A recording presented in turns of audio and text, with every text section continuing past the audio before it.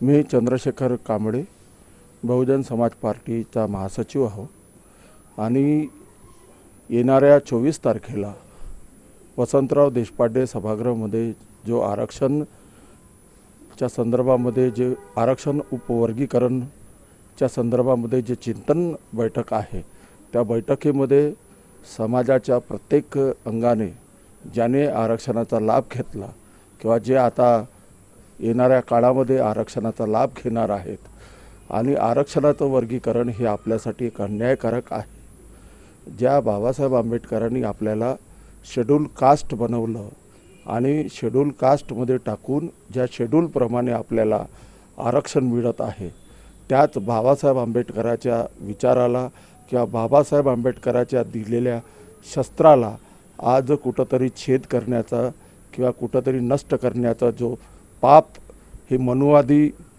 लोक करत आहेत आणि मनुवादी षड्यंत्राप्रमाणे आज इथला जो मूळ निवासी जो समाज आहे, या देशातील जो राजा होता आणि या देशातील जो शासनकर्ता जमात होता, त्या शासनकर्त्या जमाताला पुन्हा वर आणण्याचं काम बाबासाहेबाच्या या आरक्षणामुळं झालं।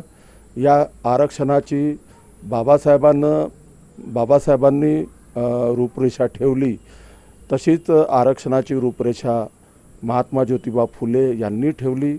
आरक्षणाची रूपरेषा छत्रपती शाहूजी महाराज यांनी ठेवली।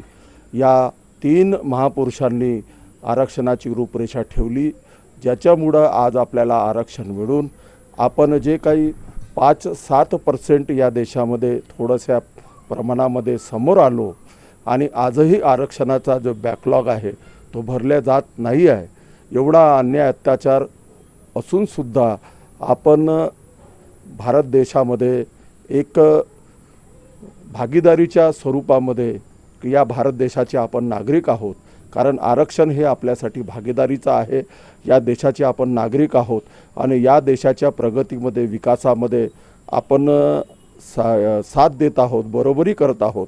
या सगळ्या गोष्टीला छेद करण्यासाठी एक देशद्रोही षड्यंत्र या मनुवादी मानसिकतेच्या लोकांकडून झालेलं आहे आणि या अन्यायाविरुद्ध एक लढा देण्यासाठी आपल्या समाजातील सर्व मान्यवर मंडळी जे या चिंतन बैठकीमध्ये उपस्थित राहणार आहेत, आपण पण बाबासाहेब आंबेडकरांच्या विचाराला विजय करण्यासाठी, महात्मा ज्योतिबा फुले यांनी दिलेल्या शस्त्राला विजय करण्यासाठी, मान्यवर कांशीराम साहेब यांच्या आरक्षण हे भागीदारीचं शस्त्र आहे या रूपरेषेसाठी आणि छत्रपती शाहू महाराज यांनी दिलेल्या आरक्षणाला वाचवण्यासाठी आपण सर्व एकत्रित यावं आणि या लढ्याला अजून मोठं करावं, एवढीच मी आपल्याकडून अपेक्षा करतो। आणि आपण आपल्या हातातील कामे बाजूला सारून या सर्व गोष्टीचा विचार करून या अन्यायाविरुद्ध लढ्यासाठी आपण एकत्रित यान आणि आपली आवाज बुलंद कराल, एवढीच आपल्याकडून अपेक्षा करतो। आपण या कार्यक्रमाला उपस्थित राहावं। धन्यवाद। जय भीम।